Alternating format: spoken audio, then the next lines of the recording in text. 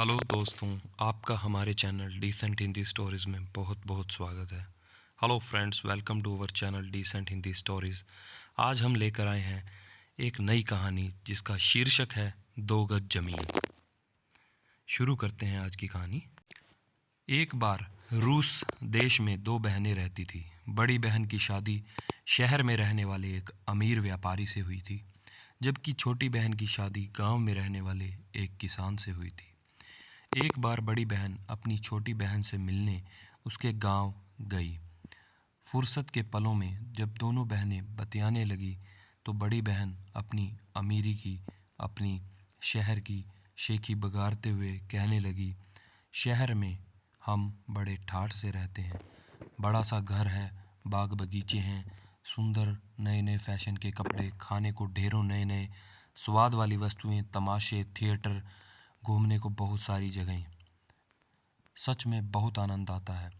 मैं तो कहती हूँ हमारा जीवन तुम्हारे इस गांव वाले जीवन से बहुत अच्छा है, इस गांव वाले जीवन से बहुत बेहतर है। तो गांव में रहने वाली छोटी बहन को बड़ी बहन की बातें चुभ गई।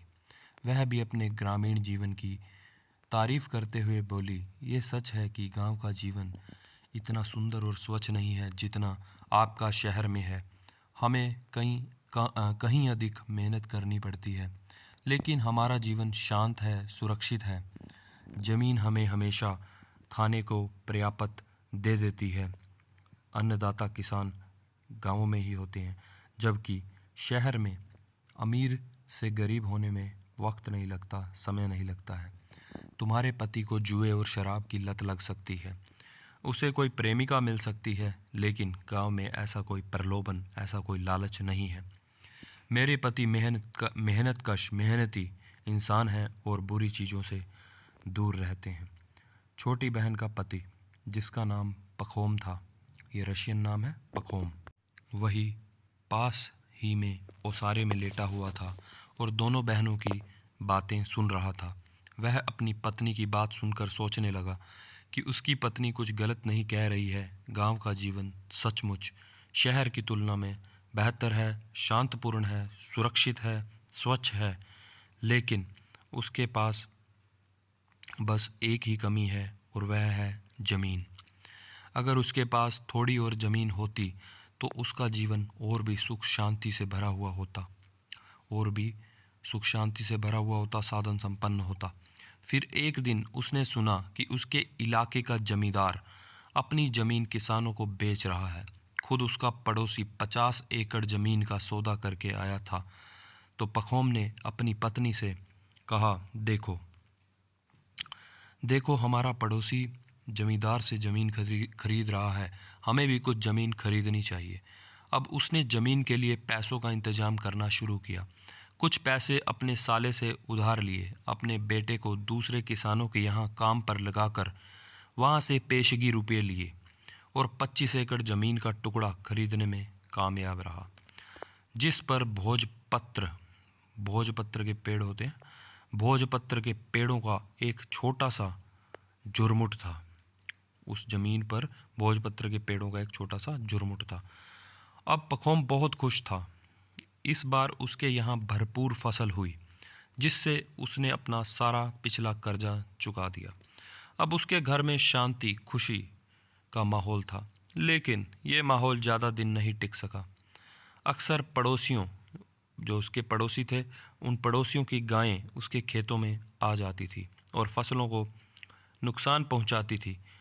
उसने किसानों से अपने मवेशियों, जो पड़ोसियों के मवेशी थे, उसने किसानों से अपने मवेशियों को रोकने के लिए कहा, लेकिन ज़्यादातर ने सुना अनसुना कर दिया। एक दिन वह जुर्माना भरने के लिए अपने दो पड़ोसियों को अदालत में खींच ले गया। नतीजा ये हुआ कि उसके पड़ोसी उससे नाराज़ हो गए। एक दिन सुबह पाखोम ने पाया कि किसी नाराज पड़ोसी ने उसके प्यारे भोजपत्र के पेड़ों को काट डाला है। इस घटना ने उसे बहुत दुखी कर दिया। उसका शक अपने एक पड़ोसी साइमन पर गया और वह साइमन के खिलाफ अदालत में पहुंच गया। उसने साइमन के खिलाफ मुकदमा किया और वह अदालत में पहुंच गया, लेकिन उसके पास कोई पुख्ता सबूत नहीं था। इसीलिए जजों ने साइमन को सबूतों के अभाव के कारण छोड़ दिया। इससे पखोम को इतना गुस्सा आया कि वह जजों को ही भला बुरा कहने लगा। कुल मिलाकर पखोम के लिए गांव में रहना काफ़ी अप्रिय और दूभर हो गया था, क्योंकि उसकी पड़ोसियों से अनबन हो गई थी। एक रोज़ एक यात्री किसान ने रात बिताने के लिए पखोम के घर में जगह मांगी, शरण मांगी।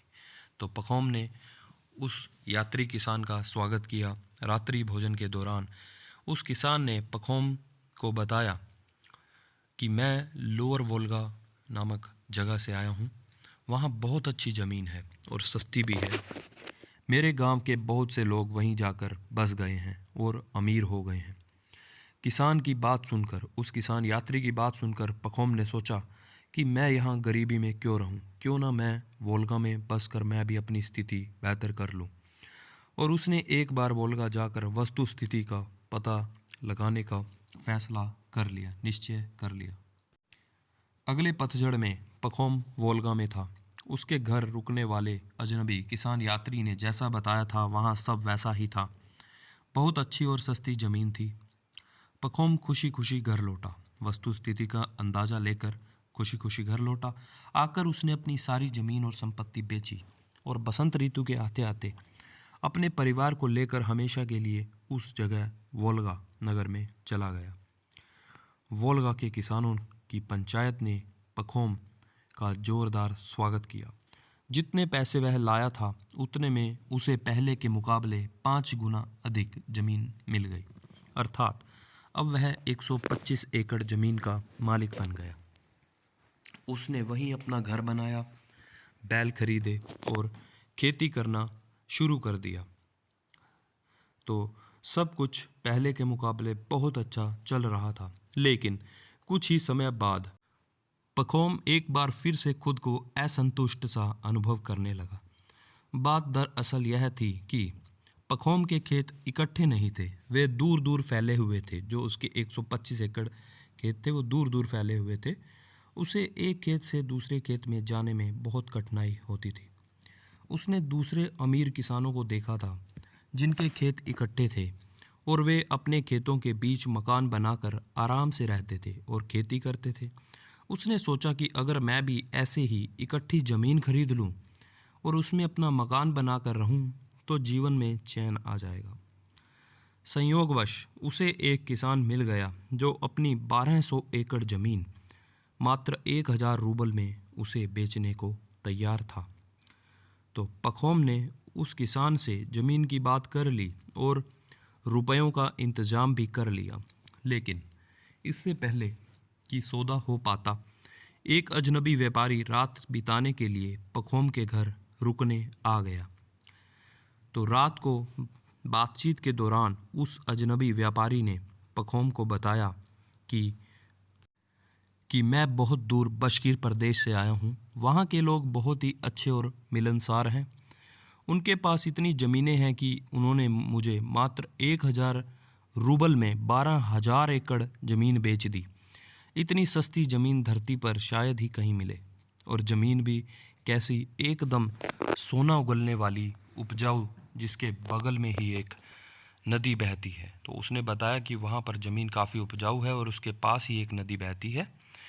तो उस व्यापारी की बातें सुनकर पखोम ने सोचा कि मैं यहाँ 1200 एकड़ के लिए 1000 रूबल क्यों दूँ, जब मुझे इतने ही पैसों में 10 गुना ज़्यादा ज़मीन मिल सकती है, 12,000 एकड़।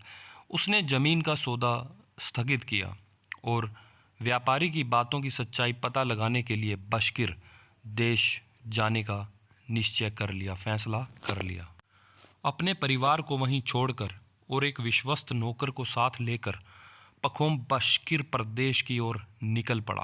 रास्ते में पड़ने वाले एक शहर से उसने बशकीर वासियों के लिए कुछ उपहार खरीदे और कुछ दिनों में वह बशकीर में पहुंच गया। व्यापारी ने जैसा बताया था, बशकीर ने उससे बढ़कर ही वहाँ पर पाया। बशकीर प्रदेश में वहाँ के लोग बड़े खुश मिजाज, मिलनसार और लापरवाह किस्म के थे। उन्होंने पखोम का बड़े ही दोस्ताना, बहुत ही अच्छे ढंग से स्वागत किया। पखोम ने भी साथ लाए हुए उपहार उन लोगों को बांटे। रात्रि में उन लोगों ने पखोम को एक आरामदायक तंबू में ठहराया और पूछा आप इतनी दूर से आए हैं, बताइए हम आपकी क्या सेवा कर सकते हैं, हम आपके लिए क्या कर सकते हैं कि आप इतनी दूर से आए हो, तो हम आपके लिए क्या कर सकते हैं। पखोम ने जवाब दिया, मैं यहाँ आप लोगों से ज़मीन खरीदना चाहता हूँ। मेरे गांव की मिट्टी खराब हो गई है, अब उपजाऊ नहीं रही है और ज़मीन भी मेरे हिसाब से बहुत कम है। तो बशीरों ने कहा, हम आपको जितनी चाहिए उतनी ज़मीन दे देंगे, आप जितनी ज़मीन चाहोगे उतनी मिल जाएगी, लेकिन इसके लिए हमारे सरदार, बशीरों का जो सरदार है, हमारे सरदार की अनुमति आवश्यक होगी। वो आते ही होंगे, उनसे पूछकर ही हम कोई जवाब दे सकते हैं। तभी सिर पर फर की टोपी पहने एक बुजुर्ग व्यक्ति वहां पहुंचा। वही बशकीरों का सरदार था। उसने कहा, अगर आपको ज़मीन चाहिए तो जितनी चाहिए ले सकते हैं, हमारे पास बहुत ज़मीन है, काफ़ी ज़मीन है। तो पाखोम ने खुश होकर उस सरदार को, बशकीरों के सरदार का धन्यवाद किया और कीमत के बारे में पूछा। तो सरदार ने कहा, हमारी एक ही कीमत है, एक दिन का 1,000 रूबल, एक दिन का 1,000 रूबल। पखोम को कुछ समझ में नहीं आया, क्योंकि एक दिन का 1,000 रूबल ज़मीन का रेट। तो उसने पूछा, एक दिन का 1,000 रूबल, भला दिन का ज़मीन की कीमत से क्या ताल्लुक़ है। तो सरदार ने समझाया, तुम्हारे पास वो सारी ज़मीन हो सकती है जितनी तुम एक दिन में पैदल चलकर घेर सकते हो, उसकी कीमत होगी मात्र 1,000 रूबल। आप जितनी चाहे ज़मीन घेर सकते हो। इस अजीबोगरीब बात से हैरान पखोम ने कहा, लेकिन एक दिन में तो मैं ज़मीन के बहुत बड़े टुकड़े पर घूम सकता हूँ, तो क्या वो सारी मेरी हो जाएगी। सरदार ने जवाब दिया, बिल्कुल। सरदार ने कहा, लेकिन शर्त यह होगी कि जहाँ से तुम चलना शुरू करोगे, तुम्हें शाम होने से पहले, सूर्यास्त होने से पहले उसी स्थान पर वापस आना होगा। अगर तुम नहीं आ सके तो तुम्हारे 1,000 रूबल भी जब्त हो जाएंगे और तुम्हें कोई ज़मीन भी नहीं मिलेगी। यह शर्त थी कि वापस पहुंचना है उसी जगह पर। पखोम को लगा कि जैसे मुंह मांगी मुराद मिल गई हो। उसने तुरंत सौदे के लिए हामी भर दी, हाँ कर दी और तय किया कि वह अगली सुबह ज़मीन पर घूमने के लिए निकलेगा। उस रात पखोम ठीक से सो नहीं सका। वह हिसाब लगाता रहा। गर्मी के एक लंबे दिन वह 50 मील तो चल ही सकता है। फिर वह सोचने लगा, इतनी बड़ी ज़मीन में कुछ खराब ज़मीन भी हो सकती है। ऐसी ज़मीन जो खराब होगी, उसने सोचा ऐसी ज़मीन को वह बटाई पर दे देगा और अच्छी ज़मीन पर खुद खेती करेगा। खेती के लिए कितने जोड़ी बैल लगेंगे, कितने नौकर रखने होंगे, आदि सवाल उसे परेशान कर रहे थे। और इन सवालों के बारे में सोचते हुए भोर के ठीक पहले उसकी आंख झपक गई। नींद में उसने एक सपना देखा। उसने देखा कि बशकीरों का सरदार तंबू के बाहर बैठा और ज़ोर ज़ोर से हंस रहा था। पखोम उसके पास, उस सरदार के पास जाकर पूछता है कि सरदार को पूछता है, आप किस पर हंस रहे हो। तभी पखोम को वहाँ एक व्यापारी बैठा दिखाई देता है। तो व्यापारी के पास वह पखोम जाकर पूछता है, आप यहाँ कब से हैं। तभी व्यापारी वोल्गा के किसान के रूप में बदल जाता है। पखोम इधर उधर देखता है। जब वह इधर उधर देखता है तो उसे एक लाश पड़ी दिखाई देती है। वो डरते डरते उस लाश के पास जाता है और देखता है कि यह लाश तो उसी की है, पखोम की। तो इसके बाद उसकी आंख खुल जाती है। वह तुरंत खड़ा होता है और अपने बुरे स्वप्न, दुःस्वप्न को भुलाने की कोशिश करते हुए उसने अपने नौकर और बशकीरों को जगाया। जो बशकीर थे उनको जगाया और कहा, चलो चलते हैं, अब मेरे ज़मीन पर घूमने का समय हो गया है। सूरज जल्द ही उगने वाला है। बशकीर लोग पखोम को लेकर एक पहाड़ी के पास गए। बुजुर्ग सरदार ने कहा, यह सारी ज़मीन हमारी है, आप इसमें से जितना बड़ा टुकड़ा चाहें उतना ले सकते हैं। फिर उसने अपनी फर की टोपी उतार कर ज़मीन पर रख दी और बोला, यह आपका निशान है। आपको यहाँ से चलना शुरू करना है, चलना आरंभ करना है और शाम होने तक यहीं वापस आना है। जितनी ज़मीन पर आप चल लोगे वो ज़मीन आपकी होगी, पर शर्त है कि सूर्यास्त से पहले यहाँ वापस भी लौटना है। याद रखिए, यदि आप सूर्यास्त तक इस जगह पर वापस नहीं लौटे तो आप सौदा खो देंगे, ज़मीन भी और 1,000 रूबल भी। पखोम ने अपना पैसा टोपी में रख दिया और जैसे ही सूर्य की पहली किरण दिखाई दी वह पूर्व दिशा की ओर चल पड़ा। उसके कंधे पर एक फावड़ा था, जमीन पर अपने घूमने के निशान बनाने के लिए। वह चलता रहा और जगह जगह पर निशान बनाता रहा। जितना जितना पखोम आगे बढ़ता जाता है, जमीन और सुंदर और अच्छी और उपजाऊ दिखाई देती जाती है। पखोम ने सोचा कि अभी लौटने के लिए बहुत जल्दी है। अभी मैं और भी आगे तक जाकर और अधिक अच्छी और उपजाऊ जमीन अपने लिए सुरक्षित कर सकता हूँ। और वह और भी तेजी से आगे बढ़ने लगा। सूरज सिर पर झुलस रहा था और वह पसीने से तरबतर था। उसने पीछे मुड़कर देखा तो वह पहाड़ी जहाँ से वह चला था उसे मिट्टी के एक ढेले के समान छोटी सी दिखाई दी। वह मुड़ा ताकि अपनी जमीन को चौकोर कर सके। भूख लगने लगी थी। उसने जल्दी जल्दी थोड़ा सा खाया और फिर से चल दिया। अब उसका शरीर बुरी तरह थक चुका था, लेकिन वह आराम करने की बिल्कुल भी नहीं सोच रहा था। वह यही सोच रहा था कि ज़्यादा से ज़्यादा ज़मीन को घेर सकूं। अब उसे अपनी ज़मीन की तीसरी भुजा चलकर बनानी थी, लेकिन उसने देखा कि पहली दो भुजाएं वह कुछ ज़्यादा ही लंबी बना चुका है। अब उसे तीसरी भुजा छोटी बनानी होगी, नहीं तो वह समय पर वापस नहीं पहुंच पाएगा। अब सूर्यास्त का समय नज़दीक आ रहा था। उसने अपनी चाल तेज कर दी। कुछ देर चलने के बाद उसने दौड़ना शुरू कर दिया, क्योंकि सूर्य बड़ी तेजी से अस्ताचल की ओर जा रहा था। पखोम को घबराहट सी होने लगी। वह जल्दी से चौथी भुजा की ओर मुड़ा। अब उसके और शुरुआती बिंदु के बीच करीब 15 मील की दूरी थी। उसने और अधिक तेजी से दौड़ना शुरू कर दिया, सीधे पहाड़ी की ओर। अब वो बेतहाशा दौड़ रहा था। टोपी अभी भी बहुत दूर थी, वह निशान जहाँ से उसने आरंभ किया था, और वो बहुत थक गया था। उसके पैरों में बहुत दर्द हो रहा था और वे छालों और खरोंचों से भर गए थे। उसने खुद से कहा, मुझे और जल्दी करनी चाहिए, मुझे इतनी दूर नहीं जाना चाहिए था। अगर मैं समय पर नहीं पहुंचा तो ज़मीन और पैसे दोनों मैं खो दूंगा। और एक आखिरी प्रयास के रूप में उसने अपनी पूरी शक्ति दौड़ने में लगा दी, दौड़ने में झोंक दी। अब उसे लगने लगा कि वह समय पर नहीं पहुंच पाएगा। उसे इतनी दूर जाना ही नहीं चाहिए था। फिर भी वह पूरी शक्ति से दौड़ा जा रहा था। वह पहाड़ी की तलहटी में पहुंच ही चुका था। सूर्य अस्ताचलगामी हो चुका था। टोपी अभी भी उसे दिखाई नहीं दे रही थी। वह निशान जहाँ से उसने आरंभ किया था वह उसे अभी भी दिखाई नहीं दे रहा था। अब उसे रोना आने लगा। उसे लगा कि वह पूरी तरह से बर्बाद हो चुका है। उसके हाथ से ज़मीन भी गई और पैसे भी। सहसा उसे बशकीरों की पुकारें सुनाई देने लगी।